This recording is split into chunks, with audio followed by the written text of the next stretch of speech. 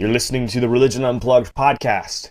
Today I'll be speaking with Pastor William Lamar IV of Metropolitan African Methodist Episcopal Church in Washington, D.C. about his recent book, Ancestors, Those Who Bless Us, Curse Us, and Hold Us. Bill, thanks so much for showing up and being willing to talk with me about your book today. Well, Matthew, we played a virtual game of musical chairs, but finally everyone's seated. So thank you for your patience. Looking forward to the discussion. Exactly. So good to have you on. And I think what struck me just first, even with the title, but then digging into the book a little bit more, as Christians, we speak a lot. We have a lot of terms that are adjacent to ancestors. We talk about heroes of the faith, and we talk about church fathers, and we talk about the saints. But the language of ancestors is used far less commonly. And I'm curious, when you talk about ancestors, who are you talking about? And how is that distinct from some of these other terms that we have for those who came before us in the faith? Hmm. I appreciate the question. I think the reason that we don't use the term is that it was used in the colonial imagination to denigrate, to name groups, indigenous groups, African groups of people, Asian groups of people, to denigrate their cosmology, their theologies, their philosophies, and to say that they were ancestor worshipers and not worshipers of the God whom they consider to be the one God, the true God.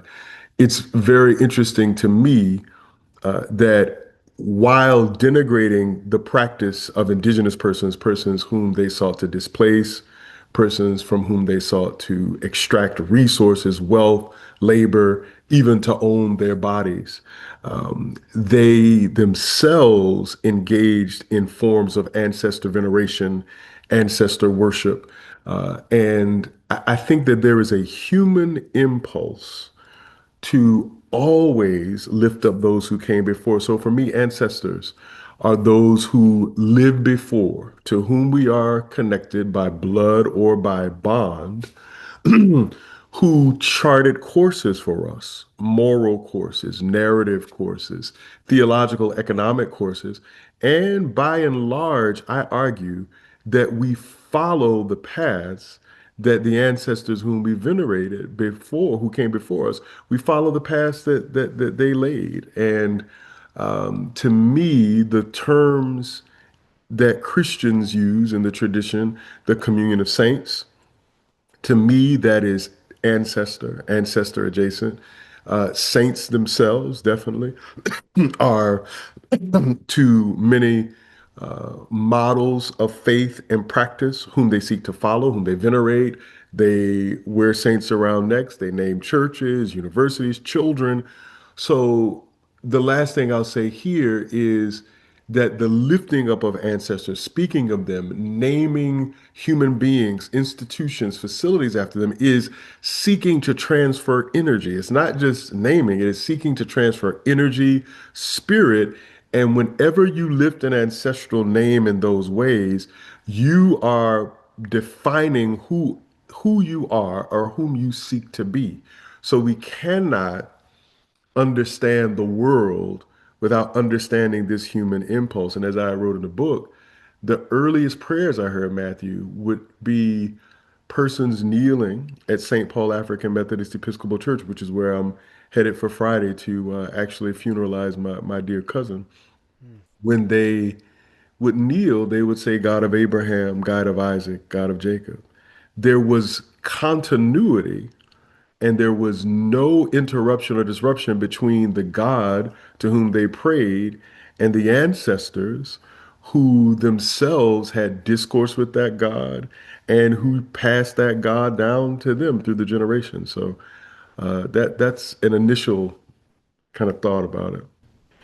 Yeah, I'm interested in you talked about naming and the weight that names carry, especially the names of places, buildings, streets, cities.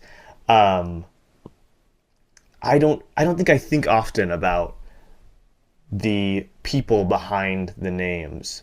For instance, I'm from originally I'm from Columbus, Ohio, and Columbus, what a packed name. What a heavy name to bear on your city.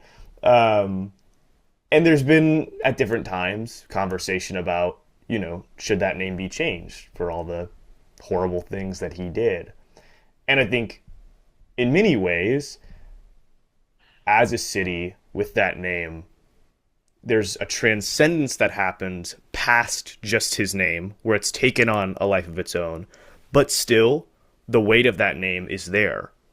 And I wonder if, for somebody who, say, was an indigenous person living in Columbus, Ohio, if that experience is different because of the particular crimes that he did. And I'm curious if you could talk more about the weight that names carry Hmm. and why this is so important to you and why it's so important to the discussion of ancestors.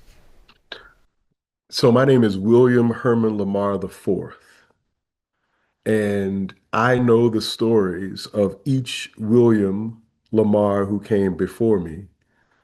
And those stories charted a course for me. By and large, a course of who I should be, but there are also cautionary tales in the lineage. What I argue is in a city like Columbus, I spent a good deal of last summer in Columbus. You probably could argue that a lot of the dispossession and a lot of the extraction that we associated with Cristobal Colon it found its way to the city of Columbus, Ohio. I do believe that we do not have to be imprisoned by the spirits of shadow ancestors. So I would call, by and large, the work of Christopher Columbus shadow work. It is shadow work because it was the work of empire, it was the work of murder, it was the work of violent militaristic statecraft. And we need to remember that, as I frame it in the book, there is always contention between ancestors who are shadow ancestors and ancestors of light. Ancestors of light seek to bring justice and flourishing to all of us and to creation. So naming becomes important because names, I think, Matthew, they set limits for imagination. If you think about Washington, D.C., it is named for the first president of the nation. But this president was one who trafficked in human flesh and whose leisure was at the expense of labor of Africans. The fact that the president accommodated himself to that great moral tragedy and knew it was a moral tragedy gave imaginative and political space to those who would follow him for generations to make peace with the same brutal, inhuman system. What might it mean if the city that is the capital of the American empire were not named after someone who accommodated to the evils of his day, but were named after a principle, an ideal like justice, like freedom, like liberation? It's very clear to me in the southern states, I hail from Georgia, they were very careful to name almost everything I remember after Confederates, to stake a claim about who owned the land, who was welcome. I remember the first time I visited Washington, D.C., I write about it in the book. I felt completely unwelcome because I knew the stories of the founders. I knew what they had written about me and my ancestry. And much of my wanting to rename not only myself, and by that I mean culturally, I mean theologically, I mean I was looking for a way to build a house, and I also write about this, spacious enough for me. You talk about an indigenous person in Columbus. If an indigenous person is culturally awakened in Columbus, they will always feel a kind of claustrophobia, always feel a kind of inhospitality. This is the way that I have felt as a black person in the nation that my people's labor built the economic foundations for. I have felt that because people are clear in naming spaces so that you know lines of demarcation, where you are welcome and where you are not. My thinking here initially, Matthew, was just around why is this sense of oppression in America so intractable? Why is it that we keep turning round and round on this kind of Ferris wheel of folly, electing the Trumps and giving space to authoritarians and to racist fueled politics? And to me it is because we have not superseded the imaginations of the ancestors that we venerate. We have not decided that we will be more, that we will be better. Take a look at what the Trump administration is doing now, purging the names of persons who might point us ancestrally in a new direction and doubling down on American mythologies that do not question America's theological impulses, its economic impulses, and its political impulses. So I was trying clumsily, I think in many ways, to figure a way together that we might imagine differently so we might organize and be differently. Hmm.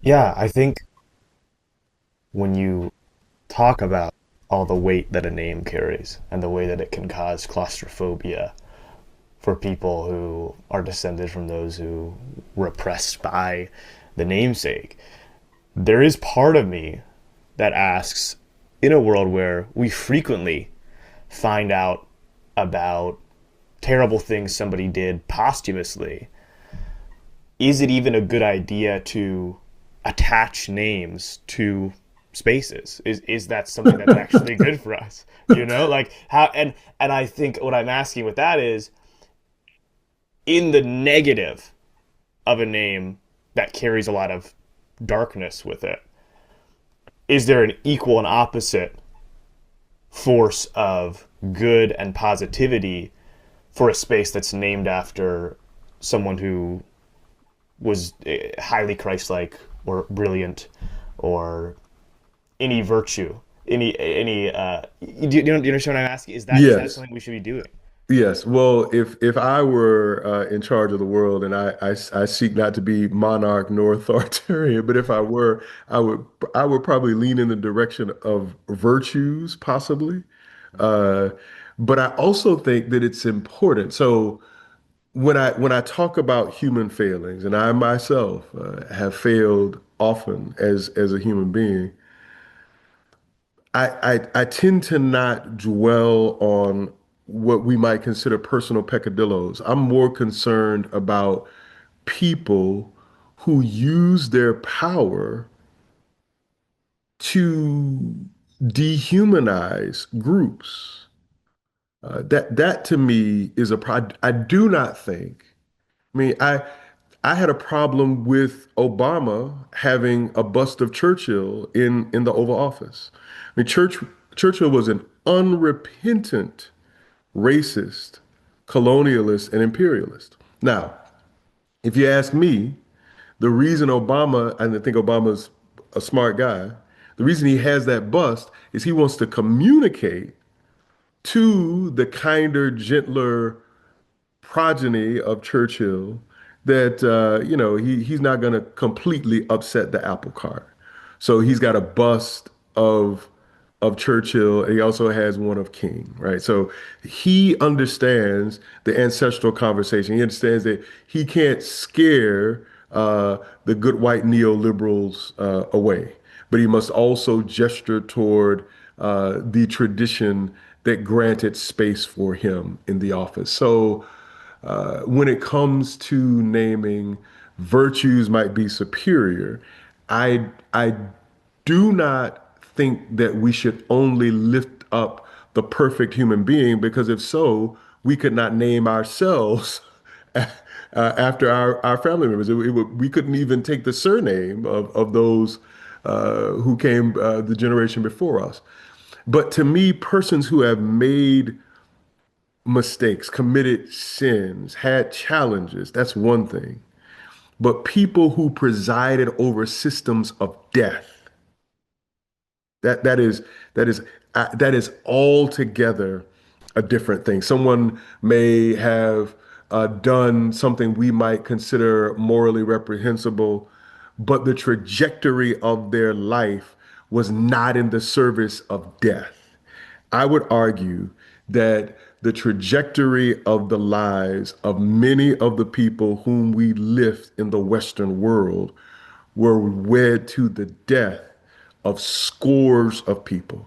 I would argue that even the president on yesterday, who called Somalis trash, who said that certain countries were shithole countries, who lifted up. I mean, why would you lift up Andrew Jackson?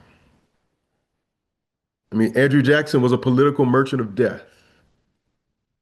And I have problems with that. I write about living in Jacksonville, Florida, and feeling, possibly because of the depth of my nerdiness, but feeling even living in a town named for Andrew Jackson, where there's a statue, a conquering statue of him on a horse going into battle right near the St. Johns River. I felt constant claustrophobia in a city named for a man who clearly did not intend for people like me to live or to thrive. I want to go back to talking more about why understanding our ancestors, reminding ourselves of what they've done is so important to you. And I'm specifically interested in how that is connected to our relationship with God. And Mm. there's two kind of phrases that you say that I'd like you to kind of expound upon that you mentioned in the book. For one, you call God the great ancestor. You refer to him as the great ancestor, and I'm curious how that differs from the typical understanding of just God as the Father. And then I'm also interested in the idea that we are co-creators with God, and what that means, what that looks like. Oh, that's beautiful, Matthew, because that gets us to hopefully the trajectory of my thinking. That is, how can we imagine a new world and live into it? So, God as great ancestor comes from African theology, African cosmology, which of course sourced scripture. Because if you read the genealogies in Luke and in Matthew, one starts with God, one starts with Abraham. So there was in that imagination, in that scriptural imagination, the understanding that God is the prime ancestor, the first ancestor, that we trace being and generations in the creative genius of the divine, of the holy, of Elohim, right? Um, this idea of God as great ancestor is comforting to me, because it speaks to the fact that the character of the divine is also our character. If you think of ancestry only biologically, let's start there. If I were to be seated here next to my mother and father, you could see me and them and them and me. Well, God as great ancestor reminds us that the divine is in us, and that pieces of us is also exist in the divine. And that should help us, even in the midst of the challenges of our day, to realize that we do have access to something different, that we do have access to create something different, and that the imago Dei, to me, you could frame that ancestrally. The image of the divine in us, the image of God in us, is given to us through the generations. That God is intricately connected in human things. Now, when it comes to this idea of co-creators, I love this because I think that, and I did not coin the phrase. I think it could have been Joan Chittister or someone like that who helped me to see that kind of understanding, or Father Richard Rohr. But we are not those who sit back and watch things happen. We can make things happen. I was in a room with someone who said that the America in which we live ultimately shit somebody made up, and we can make up some new shit. Now, I, I was compelled by that. Now, I hope the language does not offend, but it shouldn't, because it's true. The messiness in which we find ourselves. So, co-creation means that literally we together can create an economy that does not extract. We can create politics that do not descend to the lowest common denominator. We can have theology, because my argument is that the American empire is wed to American theological discourse that you still find preached in churches today, that does not center all of humanity, that does not center justice, joy, and liberation.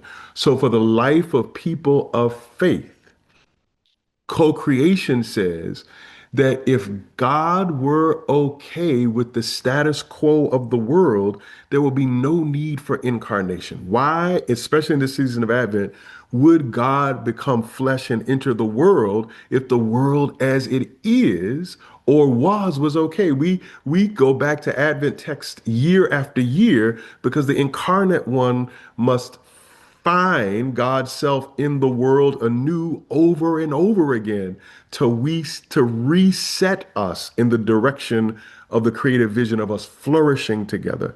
And what I believe, and I think this should be the test.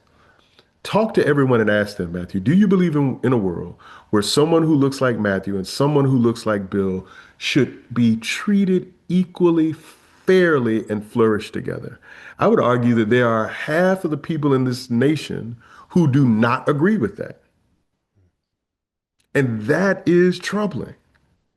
I write in the book about my grandparents and great grandparents who live much closer to fires of oppression than I do.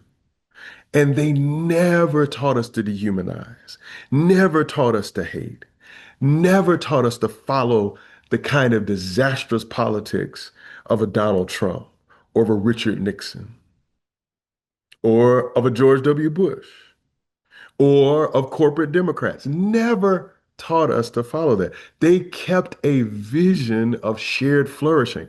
I don't know how they did it. I think them to be moral and spiritual geniuses. And I think that we must lift their stories and challenge this status quo, because the religion of America, I would argue that you're in most white evangelical churches, most Christian churches, most black churches, which are white evangelical, but they just have black people in them, that the world as it is the world that God intends, when by no means is that the case. And if the world were okay with what is envisioned by the divine through incarnation in the Christ event, there would have been no reason for the world then and the world now to crucify and lynch Christ, which it did 2,000 years ago, which it does today. The world is not